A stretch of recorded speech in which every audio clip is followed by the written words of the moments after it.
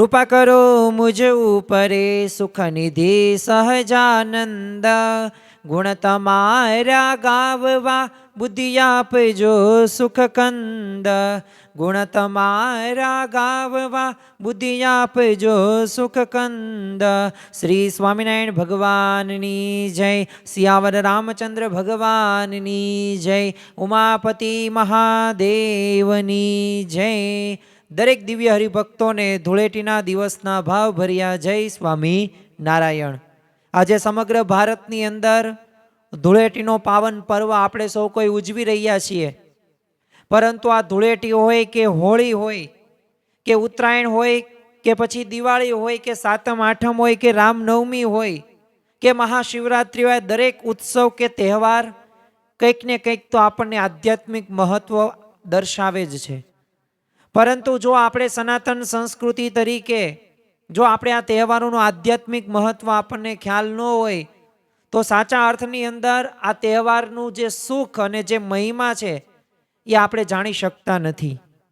જો રંગો તો એક દિવસમાં ધોવાઈ જવાશે, પણ શું તમે ક્યારે એવું વિચાર્યું છે કે આત્મા ઉપર લાગેલો આ અહંકારનો રંગ એ કેવી રીતે ઉતારવો?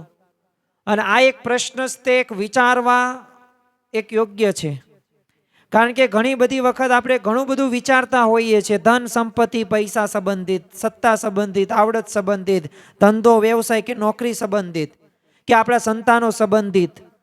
पण ज्यारे आत्मामां जे अहंकारनो जे रंग लाग्यो छे आ अहंकारने आपणे केम दूर करी शकीए अने कई रीते आपणे निर्माणीपणे वर्तीने ए भगवान अने संत जेम कहे एम प्रमाणे आपणे वर्ती शकीए। तो जो धूळेटी आपने ये मात्र रंग रमवा माटे नहीं बोलावती, पण ये अंतरात्माने एक शुद्ध करवा माटे एक आमंत्रण आपे छे। अने आ धूळेटी ने आ होलिका ये आपने एज शीखवे छे। ये होलिका दहन आपणे कर्युं तो ये अहंकारनी आगनी अंदर आपणे बधाय तपेला छीए। तमे जो भक्त प्रहलाद अने हिरण्यकशिपुनी कथा आपणे जाणीए छे एटले एनी वात आजे आपणे करता नथी। पण एक बाजू अहंकार है, एक बाजू भक्ति है, अने बंने वच्चे संघर्ष थयो हतो, पण विजय कोनो थयो? तो आपने ख्याल है भक्तिनो विजय थयो। एक बाजू रावण हतो ने एक बाजू राम हता। विजय कोनो थाय छे? राम भगवाननो थाय छे, भक्तिनो विजय थाय छे। एक बाजू एक पांडवो हता ने एक बाजू कौरवो हता। विजय कोनो थाय छे? धर्मनो भक्तिनो विजय थाय छे, पांडवोनो विजय थाय छे। एम जीवननी अंदर आपणामां रहेलो गमे तेटलो अहंकार मोटो होय, आपणी पासे गमे एटली सत्ता के आवड़त के कला होय, संपत्ति होय, धन होय अने अहंकार होय तो आपणे क्यारेय आपणे जीती शकता नथी। पण जो आपणामां भक्ति हशे ने तो आपणो विजय अवश्य प्राप्त थशे थशे ने थशे ज ते। एटले ते जो श्रीमद भगवत गीतानी अंदर 4था अध्यायमां 7मा श्लोकनी अंदर ये श्री कृष्ण भगवान अर्जुन ने कहे छे, यदा यदा हि धर्मस्य ग्लानिर्भवति भारत अभ्युत्थानम अधर्मस्य तदात्मानं सुजाम्यहम्। एटले के जारे जारे पण धर्मनी हानि थाय छे ने त्यारे भगवान ए धर्मनी स्थापना माटे अवतार ले छे। तो जो धूळेटी पहेला ये आपणे होलिका दहन एज संदेश आप्यो छे। ये तमे जो के जेम हिरण्यकशिपुनी अंदर अहंकार हतो, जेम होलिकानी अंदर ईर्षा हती, मत्सर हतो, तो एनो नाश करवा माटे ए भगवान पोते अवतार धारण करे छे, नृसिंह अवतार।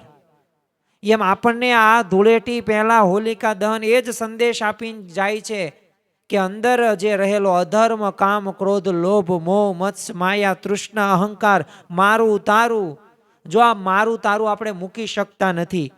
आ कुटुंबनी अंदर, परिवारनी अंदर, घरनी अंदर जे प्रश्नो बने छे आ मारा तारा ना लीधे ज प्रश्नो थता जोवा मळे छे। तो अंदर रहेला ये अधर्म, काम, क्रोधादिक दोषोने अग्निमां आपणे समर्पित करीए एटले आपणे होलिका दहन कर्युं। पण जो आजे रंगो अने आत्मानुं तत्वज्ञान आपणे जाणवुं छे, जो आ रंगो कई बहारना नथी, अंदरना रंगो छे। श्रीमद भगवत गीता ने आपणे फरी वखत याद करीए, बीजा अध्यायनी अंदर 23मा श्लोकनी अंदर श्री कृष्ण भगवान ए अर्जुननी अने कहे छे કે નેનમ છિદંતી શસ્ત્રાણી નેનમ દહતી પાવક ન ચેનમ કેદયતામ દો શોષયતી મારુતઃ, કે આત્માને કોઈ હથિયાર કાપી શકતું નથી અને અગ્નિ પણ દહન કરી શકતી નથી. કારણ કે આત્મા કેવો છે? અમર છે, અવિનાશી છે, અજર છે, સુખરૂપ છે. એટલે જ તે તમે જો કે શ્રીજી મહારાજે પણ શિક્ષાપત્રીની અંદર 126મા શ્લોકની અંદર કીધું, નિજાત્માનમ બ્રહ્મરૂપમ દેહત્રિય વિલક્ષણમ, કે આપણે દેહ નથી, આપણે આત્મા છીએ. અને ખરેખર શ્રી કૃષ્ણ ભગવાનનો કહેવાનો પણ આ જ ભાવ છે. અને એટલે આપણને કહે છે કે આપણે આપણા શરીર ઉપર જો રંગ ચડે છે, પણ આત્મા કેવો છે? નિરાકાર છે, નિર્વિકાર છે, એને કોઈ આકાર નથી. અને ખરેખર એ આત્માનું કલ્યાણ આપણે કરવાનું છે. જો ધૂળેટી આપણને યાદ અપાવે છે, હું શરીર નથી, હું આત્મા છું. અને આ શરીર સંબંધી જે સગા સંબંધીઓ આપણને મળ્યા છે, તો કેવી રીતે મળ્યા છે? તો સંસ્કારે સંબંધી સર્વે મળ્યા રે, એ છે જૂઠી માયા કેરી માળ, અંત કાળે સગો નહીં કોઈનું રે, મારું મારું કરીને ધન મેળવ્યું રે, એમાં તારું નથી તલબાર, અંતકાળે સગો નહીં કોઈનું રે. એ આપણા પિતા, આપણી પત્ની, આપણા સંતાનો, આપણા સગા સંબંધી, આપણા સાસુ, આપણા સસરા, એ આપણો ભાઈ કે આપણી બહેન, એ દરેક શરીર સંબંધિત આપણને સંસ્કાર પૂર્વના હતા, એને આધારે મળ્યા છે. પણ આપણો સાચો એ સગો તો આપણો સાચા ભગવાન છે. અને એ સાચા ભગવાન આપણને સાથ આપશે. અને એમને પામવા માટે એ આપણે પ્રયત્ન કરવાના છે. જો આ ધૂળેટી આપણને એ શ્રી કૃષ્ણ ભગવાનની રંગ લીલા યાદ અપાવે છે. કારણ કે ભક્તિનો એવો રંગ જે શ્રી કૃષ્ણ ભગવાને લગાડ્યો હતો, એ વૃંદાવનની અંદર એ ગોપીઓ સાથે રંગે રમ્યા હતા. આ કઈ સામાન્ય રમત નહોતી. એ પ્રેમ અને સમર્પણનું એક પ્રતીક હતું. જો એટલે ભગવાન રહ્યા ને એ ભક્તના પ્રેમથી બંધાય છે. એ હિરણ્યકશિપુના ઘરે એ ભક્ત પ્રહલાદનો જન્મ થાય છે. પણ જો એને એક વખત ભગવાન સાથે પોતે યુદ્ધ કર્યું, 10,000 વર્ષ સુધી યુદ્ધ કર્યું, ભગવાન નો જીતાયના, છેલ્લે નાસીપાસ થઈ જાય કે હવે મારે મરી જવું છે, આ જીતાતા તો છે નહીં. ભગવાન કહે છે હું કાંઈ એમ જીતાય એમ નથી, મને તો ભક્તિ કરીને હું વશ થાવ છું, તપે કરીને. અને પ્રહલાદજીએ 6 માસ સુધી તપ કર્યું ને ભગવાન જો વશમાં થઈ ગયા. એમાં ગોપીઓને વશ ભગવાન થયા હતા. એનું કારણ શું હતું? ગોપીઓમાં એ પ્રેમ લક્ષણા ભક્તિ હતી. એ મીરાબાઈ કૃષ્ણ ભક્તિમાં લીન હતા અને કૃષ્ણ ભગવાનને પોતે પામી શક્યા, ભક્તિમાં લીન હતા, એ સમર્પણ કરેલું હતું.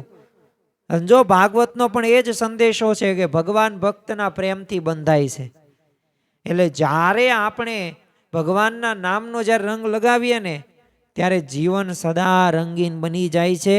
પછી આ લોકના સુખ કે દુઃખ એ આપણને ક્યારેય તે એ નિરાશ કરી શકતા નથી. દરેક પરિસ્થિતિની અંદર આપણે સંભવ વડે વર્તી શકીએ છીએ. અને એ સ્થિત પ્રજ્ઞતા આપણા જીવનની અંદર આવે છે. પણ ક્યારે આવે? કે જ્યારે એવા રંગે આપણે રંગાઈએ ને ત્યારે આપણા જીવનમાં એ આવે છે. જો એક વૈજ્ઞાનિક રીતે અને એક આધ્યાત્મિક રીતે આ ધૂળેટીના પર્વનું એક મિલન થાય છે. કારણ કે કુદરતી રંગો જેમ શરીરને રોગોથી બચાવે છે, એમાં ભગવાનનું નામ સ્મરણ કરો તો એ દુર્ગુણોથી બચાવે છે. અને કળિયુગની અંદર નામ સ્મરણ જ તે ઉગારવાનો એકમાત્ર ઉપાય છે. અને પાછું સરળ પણ છે. કારણ કે અત્યારે તમે તપ કે નિરાહાર કે ઉપવાસ એ બધું કરવું અઘરું પડે. પણ જો તમે આધ્યાત્મિક રીતે રંગાવ એક વખત, તો ભગવાન અને સંતનો રાજીપો પ્રાપ્ત થાય છે. નરસિંહ મહેતા જો આ રંગે રંગાયણા હતા, એ તમે જો કે એનો પુત્ર શામળ શાનો વિવાહ કરાવ્યો ભગવાને. તારી હું મારી હુંડી સ્વીકારો મહારાજ રે શામળા ગીરધારી. તો જો એ ગીરધારીને હુંડી લખે ને ભગવાન સ્વીકારે, કામ કર્યું શામળ શાનો વિવાહ.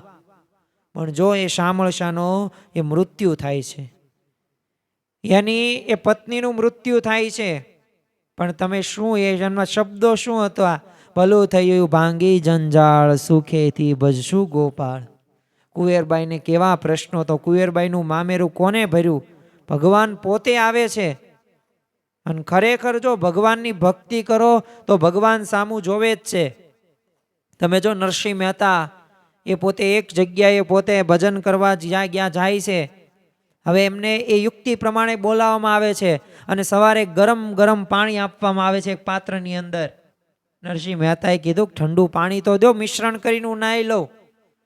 ત્યારે શું કીધું? ફળફળતું ગરમ પાણી હતું. એટલે સામે દ્વેષીઓએ કીધું હેરાન જ કરવા થા. એ કે બહુ તું ભગવાન કહેશો, ભગવાન કામ કરે છે, ભગવાન કામ કરે છે, અને તારી સાથે છે તો ભગવાનને કેમ પાણી આપે ઠંડુ?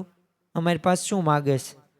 અને નરસિંહ મહેતાએ મલ્હાર રાગ ગાયો. અને તમે જુઓ કે નરસિંહ મહેતાના જ્યારે પ્રસંગો વાંચીએ ત્યારે આ સત્યતા સાથે એ આપણે કહેવું જોઈએ કે મલ્હાર રાગથી વરસાદ આવ્યો અને એ પાત્રની અંદર ઠંડુ પાણી, વરસાદનું પાણી ભળ્યું અને પછી એ સ્નાન કર્યું. હાર તમે વિચાર કરો કે નરસિંહ મહેતાના એ ગળાની અંદર ભગવાન પોતે ઉઠતો ઉઠતો હાર આવે છે. તો જો આ ભગવાનની એક પ્રત્યેક સમર્પણની ભાવના હોય ને ત્યારે જ આ શક્ય બને છે. એટલે આ વૈજ્ઞાનિક કે આધ્યાત્મિક સાથે આપણે આ ધૂળેટીના પર્વને એક આત્મા અને શરીર સાથે બંનેને એક શુદ્ધિ કરીએ, એક ભગવાન સાથે જોડાઈએ. અને જો આંતરિક ધૂળેટી આપણે કેવી રીતે રમવાની, આ પણ એક આપણને પ્રશ્ન થાય. તો જો અહંકારની આપણે હોળી કરવાની, માફી માગવાની, જતું કરવાનું, ભગવાનનું નામ સ્મરણ કરવાનું, અને આવા સંકલ્પો કરીએ ને ત્યારે આપણા સાચા ભાવથી ભગવાન સ્વીકારે છે. અને જો એક વખત ભગવાનને પ્યારા થઈ જઈએ અને ભગવાનનું ગમતું કરીએ ને તો શ્રીમદ ભગવદ્ ગીતાની અંદર 9મા અધ્યાયની અંદર 22મા શ્લોકની અંદર કહે છે કે જે ભક્તો અનન્ય ભાવથી મને ભજે છે ને એમના કલ્યાણની જવાબદારી એ હું લેતો છું, હું લઉં છું. તમારે કંઈ ઉપાધિ કરવાના આવે જ નહીં. તો જો આપણે ભગવાનને જવાબદારી આપીએ તો આપણે કંઈ ટેન્શન લેવાનું થાય? કંઈ ટેન્શન લેવાનું થાય નહીં. દરેક પ્રકારના પ્રશ્નોનું સમાધાન કોણ કરે? ભગવાન જ કરે. જો દરિયાની અંદર એ તમે જાઓ ને પડો ને તો ભાર ન લાગે પાણીનું, પણ એક ગાગર કે એક હેલ તમારા માથા ઉપર મૂકવામાં આવે ને તો ભાર લાગે. તો એમ આ દુનિયાના બધા પ્રશ્નો જો આપણે જાતે સોલ્વ કરવા જઈએ ને તો ભાર લાગે, પણ ભગવાનને સોંપી દઈએ એટલે કે દરિયામાં ડૂબકી મારીએ ને તો કાંઈ ભાર ન લાગે. એમ ભગવાનનો પાવર આવો છે અને ભગવાન આપણી સાથે જ છે. કારણ કે ભગવાનની મરજી વિના કોઈથી તણું પણ હલાવ્યું હલતું નથી. એટલે ભગવાન સર્વ કરતા હરતા છે. જો શ્રીજી મહારાજે અખંડ સુખી રહેવાના 6 વિચારો આપ્યા છે, એમાંનો એક વિચાર એટલે કે ભગવાન સર્વ કરતા હરતા છે. તો આપણી સાથે જે પણ થાય છે, જે પણ થવાનું છે, જે પણ થઈ ગયું, એ ભૂતકાળ કે ભવિષ્ય કે વર્તમાન કાળ દરેકની અંદર ભગવાન જ સર્વ કરતા હરતા છે એમ માનીને આપણે સુખી રહેવાનું. અને પછી જો સુખ આવે તો સુખ ભોગવી લેવું, દુઃખ આવે તો દુઃખ ભોગવી લેવું. કારણ કે ભગવાન ક્યારેય ભક્તના એ કોઈ દિવસ દુઃખ આપતા નથી. એ તો જે દુઃખમાં પણ સુખી થાય ને ભક્ત એવું દુઃખ આપે છે. અને જે સુખે દુઃખ થવાનું હોય તો એવું સુખ ભગવાન ક્યારેય આપતું નથી. એટલે ભગવાન રહ્યા ને એ ખરેખર દયાળુ છે, કૃપા સિંધુ છે. બસ એમનામાં શ્રદ્ધા રાખીને ભગવાનનું ભજન કરીએ. અને ખરેખર તો આધ્યાત્મિક એક સંદેશ સાથે આપણે આજનું આ ટૂંકું પ્રવચન પૂરું કરીએ. ધૂળેટી પર્વનું તો બહાર એ રંગ રમવાનો દિવસ નથી, અંદરથી રંગીન બનાવવાનો આજનો ધૂળેટીનો દિવસ છે. એ પ્રેમનો ગુલાલ, ભક્તિનો એ અબીર ગુલાલ, સમર્પણનો રંગ આપણે એ ભગવાન સમક્ષ ધરીએ તો આ જ સાચી ધૂળેટી છે. તો ચાલો આપણે સૌ કોઈ એક સંકલ્પ કરીએ કે હોળીમાં દોષનું દહન કરીને એ ધૂળેટીના ભગવાનના નામનો રંગ, એ આધ્યાત્મિકતાના રંગે આપણે રંગાઈએ. અને જે ભક્તોએ પોતાના જીવનની અંદર એક આધ્યાત્મિકતાના રંગે રંગાયણા છે, ધર્મ, જ્ઞાન, ભક્તિ અને વૈરાગ્ય સહિત એ ભગવાનની ભક્તિ કરી છે ને એ પોતાના જીવનની અંદર પોતે ઉદ્ધવગતિને પોતે પામ્યા જ છે ને એવી સ્થિતિને પણ પોતે પ્રાપ્ત થયા છે. તો આજના દિવસે મહારાજ સ્વામીના ચરણોમાં પ્રાર્થના કરીએ કે આ ધૂળેટીના પાવન પર્વ ઉપર અમે સૌ કોઈ સંકલ્પ કરીએ કે અમે આ દુનિયાના રંગે તો રંગાયણા છીએ, પણ હવે ભગવાન અને સંતના રંગે રંગાઈને એ તમને રાજી કરી શકીએ. એ જ આજના દિવસે પ્રાર્થના. શ્રી સ્વામિનારાયણ ભગવાનની જય.